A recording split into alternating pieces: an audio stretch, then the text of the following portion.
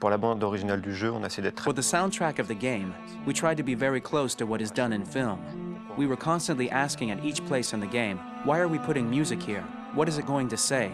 So we focused the music on bringing emotion, which is interactive, and supports the character's arc. I'm sorry, honey. I'm sorry. I'm sorry. You know I love you, don't you? You know I love you. We make games that are very narrative. We're really into interactive drama. So the soundtrack also had to go in that direction, supporting the three characters' very different stories. We really wanted three colors, three musical sound identities, and from there, having three composers made sense, since the story of Kara, Marcus, and Connor are all completely different.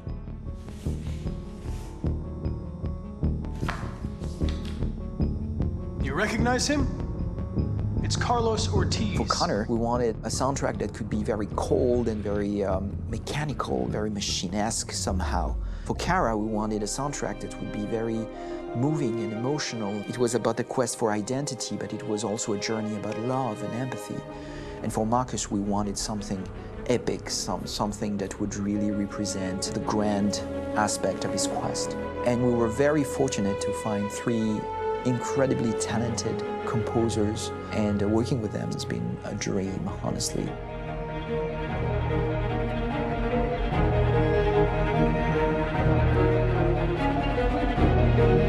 My name's Philip Shepherd, and I'm a composer and a cellist and a producer. And today we're at Abbey Road Studio One, which is my favourite studio in the world. And today we're recording the soundtrack for Kara from Become Human.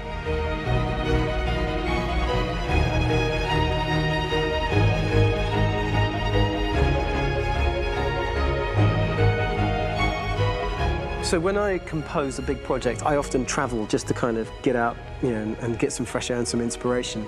And I go hiking and traveling in Montana a lot. I had a log fire in the room that I was staying in, and the flames were kind of making absolutely direct music. And it became the basis for Kara's theme, and it sounds something like this.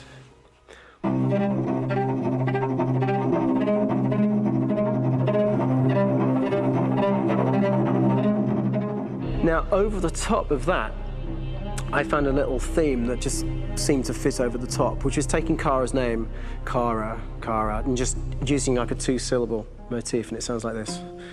We're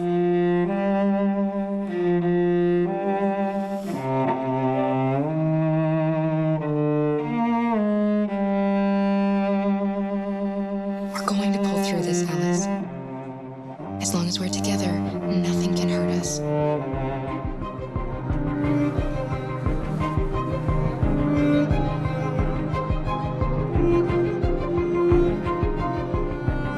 And all the time that's fitting over.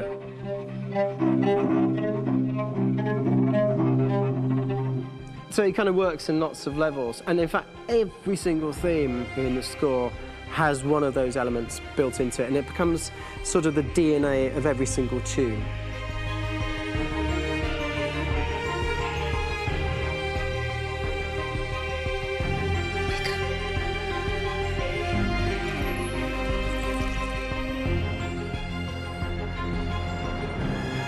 For me, writing this theme for Kara, I actually had to tap into what it feels like to be a father to daughters.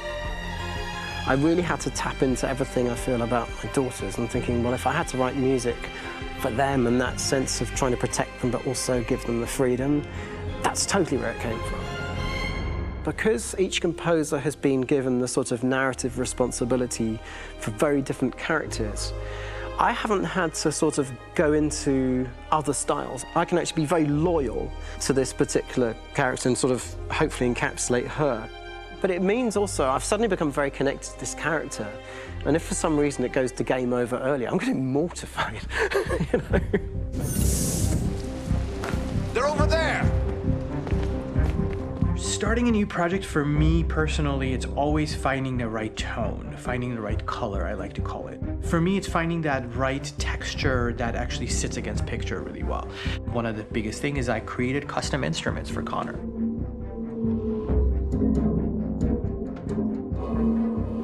I pulled out all my vintage synthesizers to be able to capture this robotic person, if you will.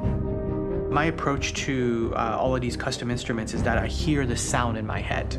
And either I could just come into the piano and just be like, all right, so I'm gonna just get on the computer and just create it. I rather be able to play these instruments physically. Oh, that's nice. If you can do the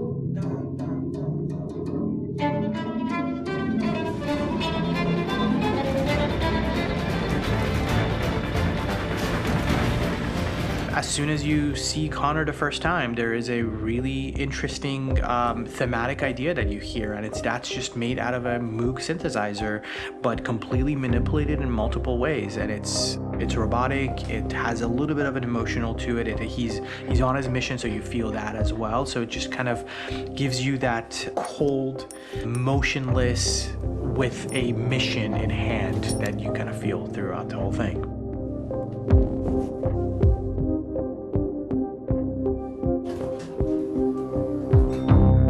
Because the music evolved, one of the things that I was very weary and I was very kind of focused on was the way that the music has to evolve.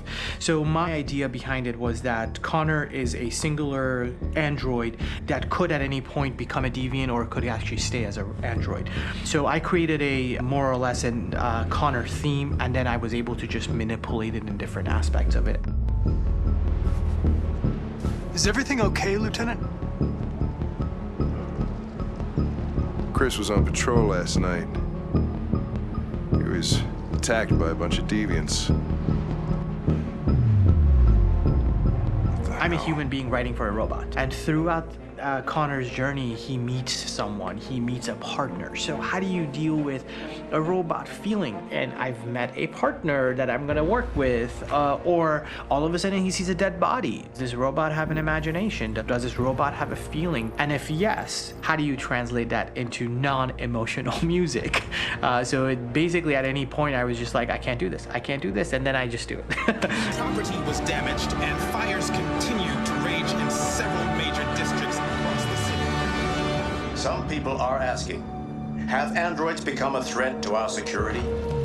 When I first started really digging in on Marcus, the one thing that I really tried to capture was the transformation process. You know, Marcus is this android that evolves over the course of the game and really goes from kind of figuring out that he's more than just an android. You know, he's starting to develop kind of a human soul in a way.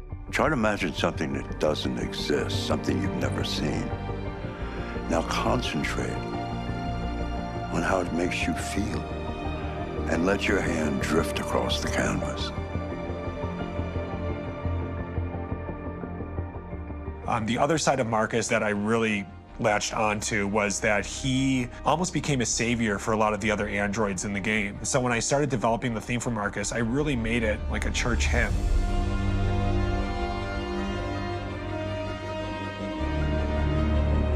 I wanted it to be very simple. I wanted to make it a chordal melody. I really wanted to make it almost like a Bach hymn. The tough thing with that is it had to be recognizable. If I made it too complex from a harmonic standpoint, it would be hard, I think, for people to kind of pick it out and recognize it.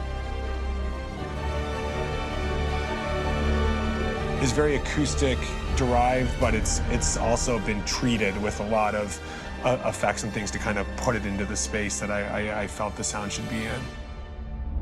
It can be beautiful, it can be haunting, it can be extremely powerful from an action standpoint, and I'm really happy with the way it turned out.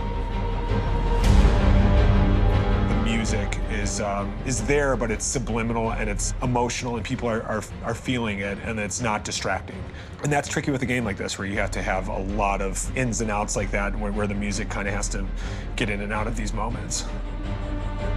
This is a war we're fighting with the humans. If we fail, they'll destroy us. I think the game's been put together so well where I just wanted to make sure that I wasn't ruining the emotion.